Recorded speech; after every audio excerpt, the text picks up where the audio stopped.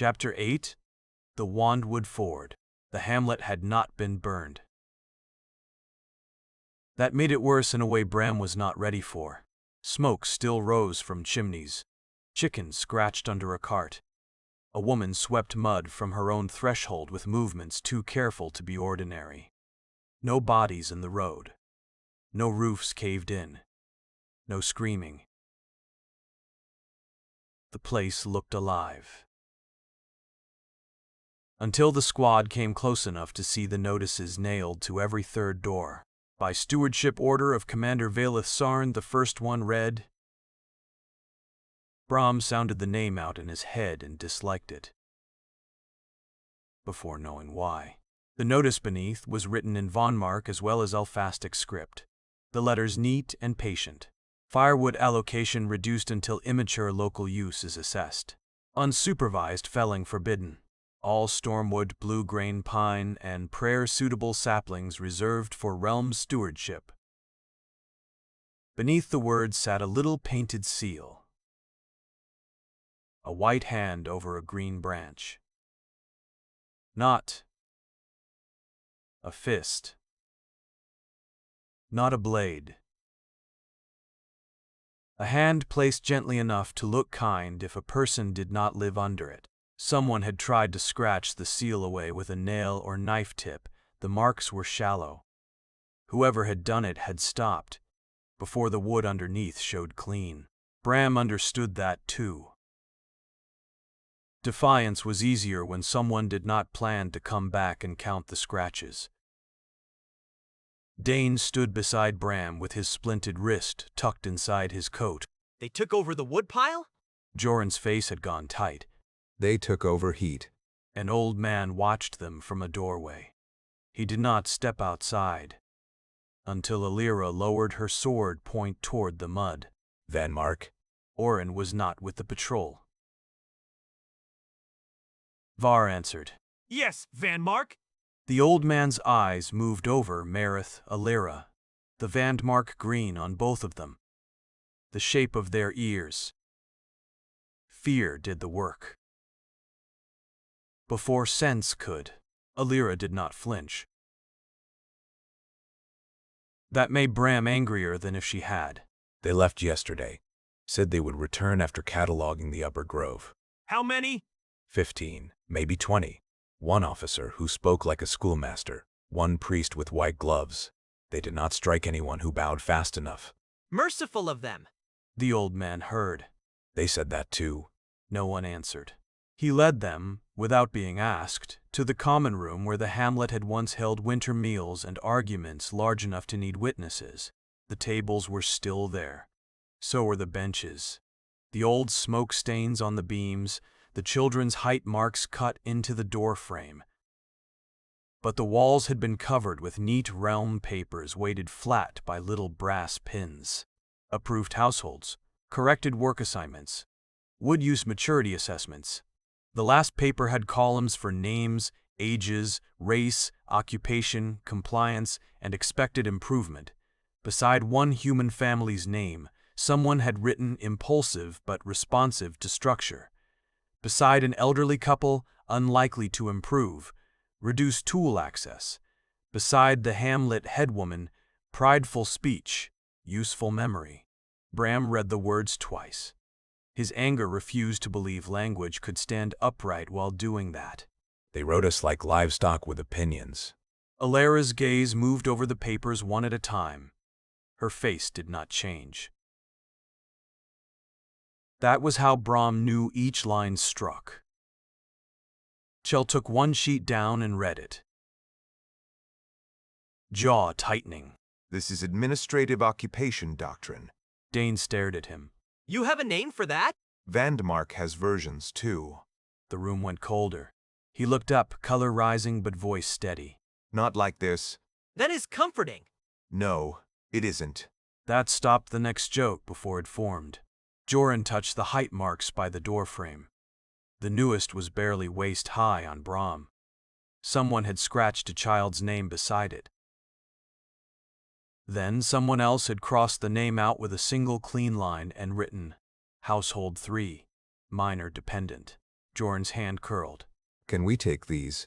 Var looked at the papers, then at the old man. The wizard quickly jinxed the gallows-bound dwarf for his many acts of pride. The old man's shoulders sagged. He had known that before asking them inside. Bram hated that too. The way caution had become another ration. Alira removed one brass pin, took a single paper from the middle, and folded it into her coat. One missing may be wind. The old man's mouth worked once. Wind? He agreed. A woman in a brown shawl came out carrying a ledger slate. She held it against her chest like a shield. They wrote our names wrong. Var turned. What? On the ration list. They wrote the children with household numbers instead of names. When I corrected them, the white-gloved one said names encourage premature pride. Her voice stayed level until the last word. Then it frayed. Alira's face did not move, but Bram saw her fingers shift against her sword hilt. What did you do? Jorn asked softly. The woman looked at him as if the question belonged to a kinder world. I said thank you for the correction. Dane's jaw worked around 3 jokes and rejected all of them. A child peered from behind the old man's coat. He was small enough that the ration slate hanging by the door came level with his face. Someone had washed him recently. His hair was still damp despite the cold. In both hands he clutched a piece of firewood no longer than Bram's forearm, holding it with the desperate care of someone carrying an egg across stones. Granda, is this for us? The child whispered. Is that piece for tonight or morning? The old man's mouth worked once. He did not look at the child when he answered. Morning? The child looked at the cold hearth inside the house. Bram saw the decision happen on his face. Believe the adult, or believe the cold. That was stewardship then. Not only swords, not only notices. Making a child count warmth before dark. The squad moved through the hamlet slowly, checking sheds and lanes while trying not to look like another army taking inventory. Bram saw bundles of firewood tied with blue string under a canvas seal. Each bundle had a chalk mark, 3 pieces per household. 2 if no infants, none for families listed as non-compliant. On one door, a child's slate hung by a cord. Someone had written approved gathering hours in a hand too fine to belong to the house. The houses were standing. The people inside them were smaller. At the well, a Rome measuring rod had been driven into the ground. Colored marks climbed its side. Beside it, a notice explained how many buckets each household could draw before military need began. The well had not been poisoned. The rope had not been cut. A bucket still sat there, waiting like ordinary life. That was the clever cruelty of it. Everything useful remained, but every use had been made conditional on obedience. Bram saw a boy about Tobin's age reach for the bucket. Look. Toward the road where the realm soldiers had gone and pull his hand back. No guard watched him. The guard had been left inside his head. At the far end of the hamlet, the upper grove began. Bram stopped at the first marked tree. The cut under the bark was careful. Not a logger's blaze. Too shallow for felling. Too deep for weather to erase. A number had been pressed into the living wood with blue stain, then sealed over with pitch thin enough that a man walking past would miss it. His thumb found the edge of the mark. Alderfall came back in one hard breath. Storehouse dusk. Blue notch. Foreign boot print. Mira counting billets. Fire on the wrong roof. Bram, are you with us? He realized she had used his first name. They counted it. She stepped beside him and looked at the mark without touching it. Yes, they counted the trees. Not just here. Her eyes went to his face. He did not say home. He did not have to. Farther into the grove, more trees bore hidden numbers. Some were old enough for staffwood. Some were saplings no thicker than Bram's wrist, tagged with little scraps of polished bone tied in the branches. Future wood. Future ownership. A forest turned into a ledger. Before anyone swung an axe, Kale came up behind them. This is occupation inventory. That's what you call it? It is what it is called. And what is it? Kale looked at the marked trees, then back toward the hamlet where an old woman was receiving her ration sticks from Joran with both hands. Control. It cost him something to say it plainly. Bram heard that too. They left the home standing. His voice had lost its usual bounce. Alira looked back toward the doors with notices nailed to them. Homes can be made into kennels without changing the roof. Dane had no joke ready for that. Bram watched a woman kneel to scrub mud from a doorstep that already looked clean. She scrubbed where a realm boot had stood, over and over, until the water in the pail turned gray.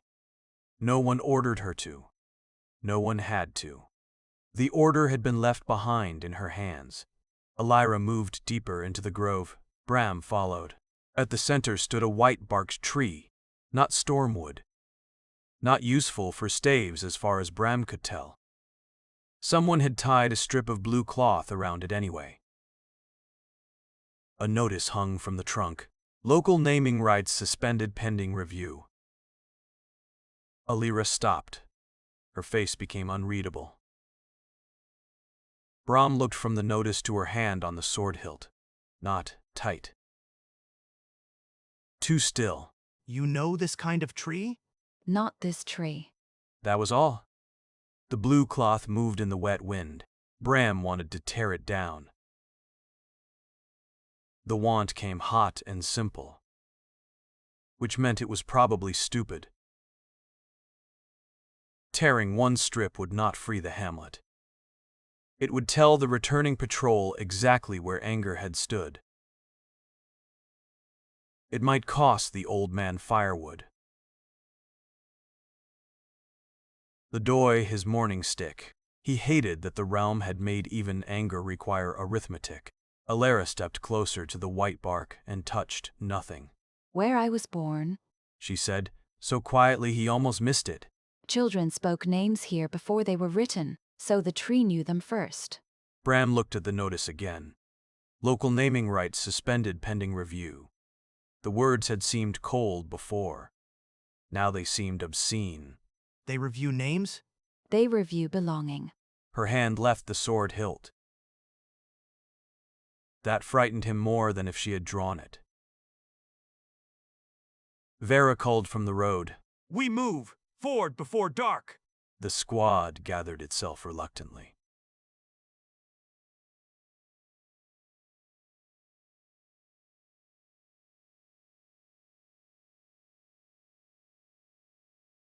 There was no time to fix the hamlet.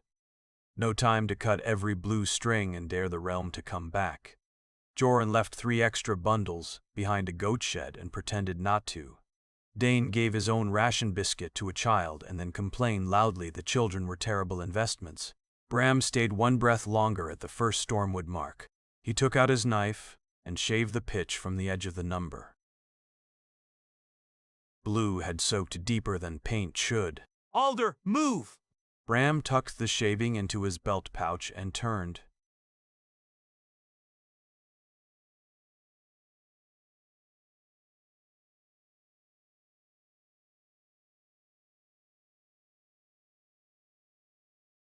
The hamlet remained standing. Behind him, neat and quiet and occupied down to the firewood. The ford looked harmless until Bram imagined dying in it. Wide water. Knee-deep near the near bank. Thigh-deep by the center stones. White spray where the current broke over flat rock. Willow scrub on their side. Open gravel on the far side.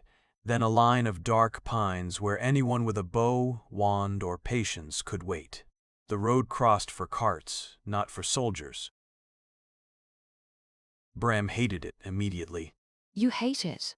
It hates me first. She stood beside him in the willow shade, watching the far bank without seeming to stare. Saren crouched a few paces away with one glove pressed into the mud, measuring something with her eyes. Her sword lay unsheathed across her knees. Not for display. Ready. The ford favors range. Bram looked at her. I worked that out from the part where the far bank can see us, and I can't chop seeing. Then you have learned one thing. Careful. You'll spoil me. Saren's mouth tightened, but Alira lifted 2 fingers and both of them stopped. Before the words became a fight, the squad waited. Behind the willow bend, Dane had his left wrist bound to a strip of ash splint and complained only when anyone looked at it. Joran checked arrows with nervous care. Kale spoke quietly with Marith near the road, both blades low, both faces closed. Everyone had heard about the broken wand at the cut bank. That was the problem. People who had not stood in the stream liked the story better than the truth. The story said Bram Alder could run through spellfire and crack a caster's focus with an axe. The truth said rain, mud, deadfall. Joran's lucky arrow, Alira's cover, Saren's blade, CL's blade, and one scared moment had all fitted together tightly enough not to kill him. Truth was less useful for barracks talk. It was more useful for not dying. Since dawn, 3 men had slapped Bram's shoulder and called him focus breaker. One had asked whether the axe would glow if it tasted enough magic. Another had suggested Bram should stand at the front and do the thing again, while everyone else kept low. Do the thing, as if the thing had not been a stream trying to take his boots. Alira's blade buying him heartbeats, and a wand flaw hidden under leather by luck or arrogance. As if Bram could order terrain the way officers ordered soup. The more people admired the victory, the less they seemed to understand it. Alira understood. That was why she had brought him to the ford, before the patrol moved. Across the ford, what does a caster need? Bram rubbed his thumb over the nick in his axe haft from the cutbank sword. A clear look at us. Sightline, yes. A wand or staff, if they're using one. Focus on the caster. Hands steady. Position, what else? He frowned. Breath control? She looked at him then. You watched. You told me mages do. I told you many things. You argued with most of them. Arguing helps some things settle. Saren made a quiet sound that might have been disbelief. Alira ignored it. Breath. Prayer. Rhythm. Not all spellwork uses spoken words, but combat shaping needs attention. Break attention and the spell changes. Break line and the spell searches. Break footing and the body steals thought from the hands. Bram watched the far gravel. The stones there were pale and dry. Too dry. No. Footprints near the easy crossing, which meant either no one had crossed or someone had cleaned it. And if he has all of it? Then don't be there. That your official military lesson? The only honest one. Saren rose. An elite blade can catch the first shape if the caster commits narrow, not a flood, not a prayer blast, a shaped line. And if it isn't shaped narrow? Then people behind me should already be moving. There it was again. No brag, no stupidity. Sword people survived magic by knowing exactly what they could not do and standing there anyway. Bram looked at the ford and tried to make it into a forest. There were no trunks thick enough to hide behind. No slope to break line. No deadfall waiting. Only water, stone, spray, willow shade, and the far bank. What about the focus? Alira's gaze flicked to his axe. Sometimes focus wood matters. It holds the prayer path. Cut the wrong place, nothing happens except you anger the caster. Cut the right place, and the spell has to pass through a broken road. Wood is wood. No, Bram.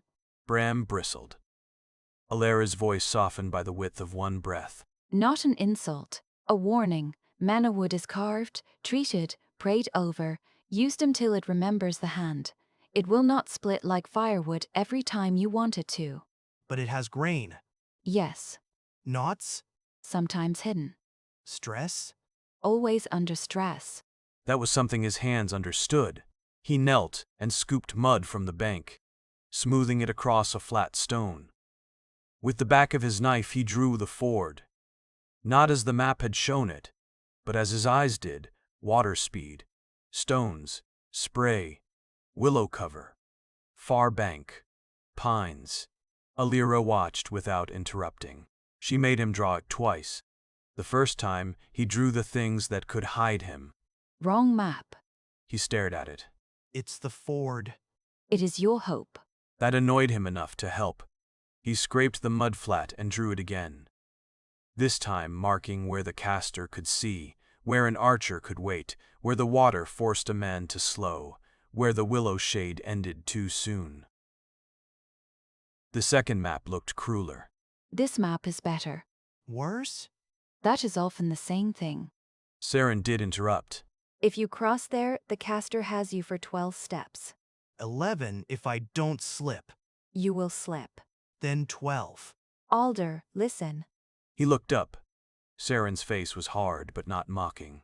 Do not make us spend our blades on your pride. That landed sharper than mockery.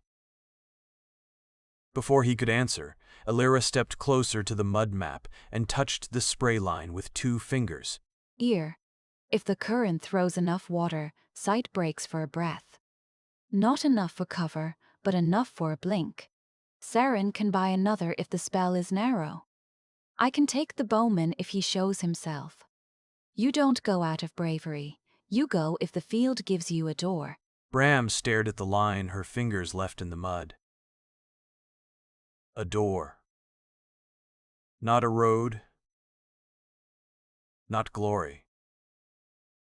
A door that closed almost as soon as it opened. And if there is no door? Alera looked across the ford. Then you stay alive and hate it. Her hand moved once against her sword hilt. A small tightening. Gone quickly. Bram saw it. He was watching her and not the far bank for once. Saren crouched beside the mud map and used the tip of a twig to mark 2 narrow angles from the near bank. If the spell shapes here, I can answer first pressure. If it shapes wider, I cannot. If the caster is patient, I may make him impatient once. Once? Twice if he is a fool. Is he? Saren looked across the water. We should not plan for generosity. Kale joined them then, carrying 2 short shields scavenged from the wagon guard. He set them near the willow roots. These are too narrow for a full screen. Then they are for mistakes. Dane, behind them, lifted his bound wrist. I volunteer to make no mistakes today. Denied. It would unsettle the unit. The humor landed thinly, but it landed. Bram felt the squad arrange itself around the map in small, practical ways. Saren with angles, Kale with shields, Dane with the bow he could barely draw. Joran counting bandages and arrow bundles. Alera turning every fear into a condition that could be named. No one person was the answer. That should have comforted him. Instead, it made him more afraid of failing his part. You've crossed one like this. She did not answer right away. I have watched people fail too. The willow leaves clicked softly in the wind. Bram wanted to ask more. About the white-barked grove. About the village that had once been hers. About whether the realm taught its soldiers to stand on far banks and call it wisdom. He asked none of it. Across the water, a figure stepped from the pines. Gray cloak. Pale hair bound tight. A wand of dark polished wood held low in one hand. The caster looked over the ford, as if choosing which of them to remove first. Alera's voice dropped to a blade edge. Door or no door, Bram, know the difference. The first spell struck the ford and made the water stand up. Not boil. Not burn. Stand. For one impossible heartbeat. A clear wall of river lifted from the stones, every drop shining with pale light. Then it broke. Toward the Van Mark line in a sheet that hit shields, faces, coats, mouths, men staggered. Joran went down coughing. Dane swore so hard he sounded less frightened than he was. The caster on the far bank lowered his wand a finger's width. He is shaping water. I noticed. Bram said, spitting river from his lips. Then notice from behind cover. There was no proper cover. Only willow trunks too thin to trust, a half-sunk wagon stone, and the spray where the ford broke itself white over rock. Alira was already moving left, low through the willow scrub. Marith mirrored her right. Kale took position near Saren, both of them watching the caster's hand rather than his face. Bram forced himself not to run. His body wanted forward. Anger wanted forward. The axe in his hand wanted weight. Bite. A problem close enough to solve. The ford said no. The caster lifted the wand again. His lips moved in a steady prayer rhythm. His feet were planted on pale gravel above the waterline. Far enough back that a rush would make Bram cross the whole exposed tongue of stone. Line. Breath. Focus. Footing. Attention. Alira's lesson lined up in Bram's head like cut marks on a trunk. Then fear tried to rearrange them. Line became run, before he sees you. Breath became stop breathing. Focus became break it. Break it. Footing became mud under his boots, water in his knees, a body remembering every fall it had ever survived, and none of the patience that had made survival possible. Bram forced the words back into order. Line. Breath. Focus. Footing. And Tintinid. He needed grammar. The next spell came narrow. Saren stepped into it. She did not block the light so much as persuade it to choose her sword. The blade rang.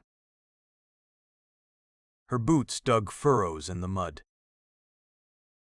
Kale braced her shoulder with his own blade crossed under hers, and the spell ran down both steels into the soaked bank.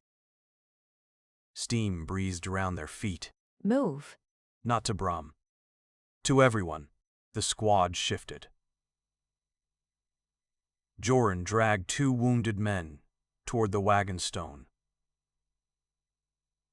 Dane used his good hand to pull a bowstring with his teeth and loosed an arrow that made the enemy bowman duck.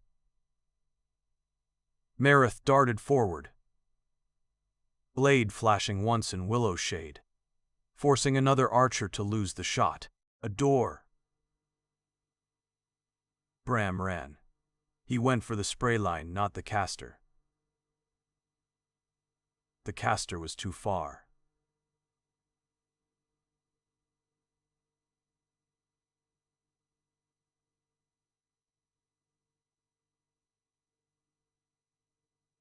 Ulev found for him. His first step hit stone. His second slid. He let the slide happen and dropped one hand to the water, not fighting the current until it turned his hip. Then he drove the axe half down, caught between rocks, and pushed off at an angle. Spell-like cracked over the place he would have been. Heat ran along his back, not burning. Close enough to make his skin understand the idea. The caster's eyes narrowed. Not surprised enough. The wand shifted to follow. Bram had seen men raise tools wrong. Before a mistake. A saw angled too steep. A hook set where weight would peel it free. The caster's wand moved with practiced certainty, and that was worse than clumsiness. He was not panicking. He was correcting. The door was closing. A lyra came out of the willow line on the far side and struck at the archer screening him. Her sword did not sing. It worked. Cut. Pressure. Step.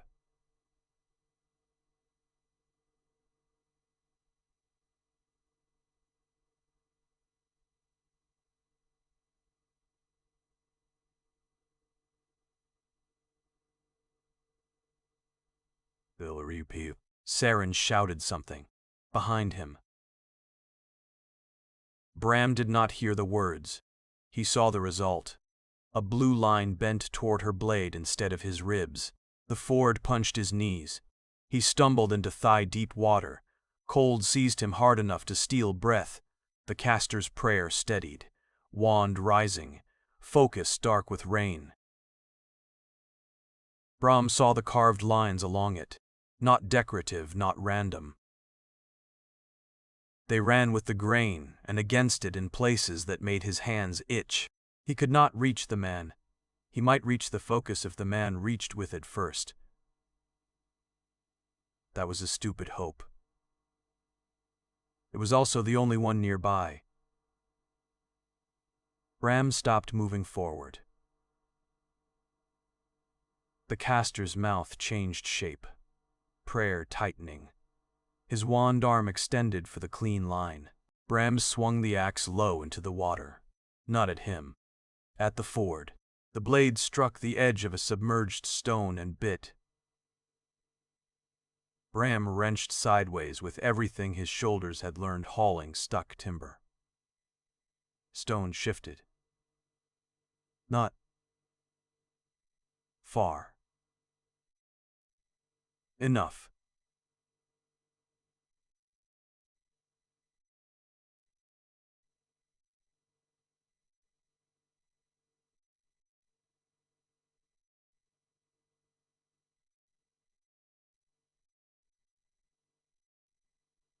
A mile feet. For one breath, the caster had no sight. Bram lunged through the spray. The spell still came.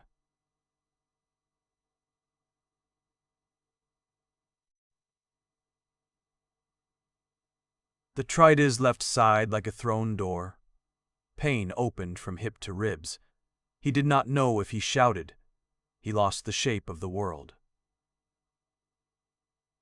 Kept only two things, the wand and Alara's voice from the bank. Focus. He could not tell if she had said it now or earlier. The wand was in front of him. Dark wood. Carved prayer. Grain running wrong near a tight knot hidden under polish. Whoever had shaped it had loved the straightness and hidden the flaw in the grip wrapping. Bram saw the little swell under the leather. His axe head came up under the wand. Not chopping. Hooking. The beard caught the wrapping. The caster jerked back. Stronger than he looked. Bram went with the pull instead of against it. Stepped inside, and drove the top of the axe head against the swell. Wood did not care about titles. It cared where it was weak. Bram twisted. The wrapping split. The knot opened under pressure with a dry crack that the river almost swallowed. Blue light flooded the carved lines. Found the break, and spat sideways into spray. The caster screamed then, not from the axe, from his own spell losing its road. The scream changed the whole Ford. Men who had been moving under orders now stared. Something impossible had become ugly and close. The spell did not vanish cleanly. It thrashed through the water in blue strands, snapping against stones, crawling over the broken wand, striking the caster's sleeve hard enough to smoke cloth. Bram smelled burned wool, riverweed, and the sharp, sweet stink of mana wood split wrong. For 1 second, He understood why people feared magic as a divine gift. Broken gifts still had teeth. Bram's knees hit water. Alara was there.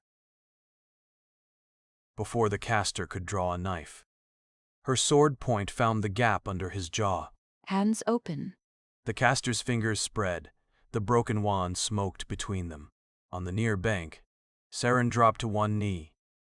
Kale caught her before she fell fully. Joran shouted for a healer. Dane kept an arrow pointed at the far pines, though his bound wrist trembled so badly the arrowhead made circles. Bram tried to stand. His left side refused. Alara caught him under the arm. For a moment he hated that he needed it. Then he leaned anyway.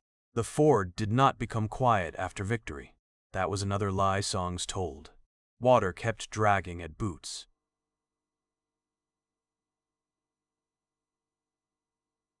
The captured caster knelt in the shallows with both hands open while Marith bound them, his face gray with shock and fury.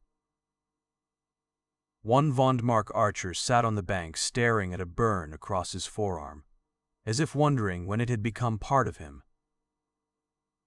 Joran dropped to his knees beside Saren and fumbled a bandage packet open with fingers that would not obey. Not that wrap. Saren said through clenched teeth. Joran froze. What? The clean one. Burns foul quickly. Right, clean, obviously. I was making sure you were conscious. By being wrong? Tradition.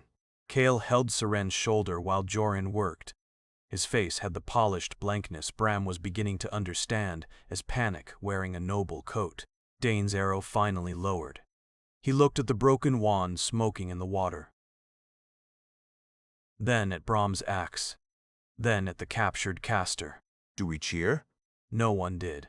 A dead man lay half under the willow roots on the far side, one hand still tangled in bowstring. The ford had taken victory and mixed it with cold water, blood, and mud, until it became another thing to survive. Var came across last, face tight with the effort of not showing relief. He looked at the captured caster, then at Bram.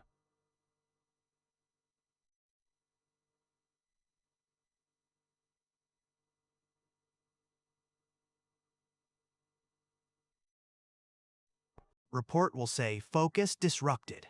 Report can say whatever it likes. Ver heard. His eyes flicked to Dane's splint, then away. It usually does. That was the closest he came to agreement. The captured caster began speaking in Alphastic, fast and shaking. Marith answered once. He went silent, as if she had slapped him. Bram did not ask what she said. He was afraid the answer would make the man smaller or larger, and he had no room left for either. You waited. I hated it. Good. Remember that. That a lesson too? The important ones usually are. He managed to laugh and regretted it when pain bit his ribs. The captured caster stared at Bram's axe, as if it had broken a temple bell. Bram looked down at the axe himself. Ordinary iron. Wet haft. Mud in the wedge. A tool that had found a flaw with hands from Alderfall. Behind it, teaching him wood kept secrets badly if you knew how to ask. He wanted to feel triumphant. Instead, he saw Saren being helped upright, teeth clenched around pain. Saw Kale's burned glove. Saw Alara's hand still on his sleeve. Her fingers shook once. Only once. Then she let go before he could ask.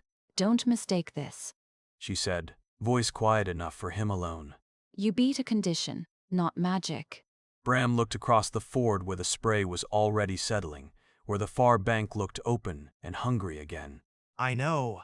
She had taught him to notice what hands did when mouths were done, so he knew she was afraid he did not.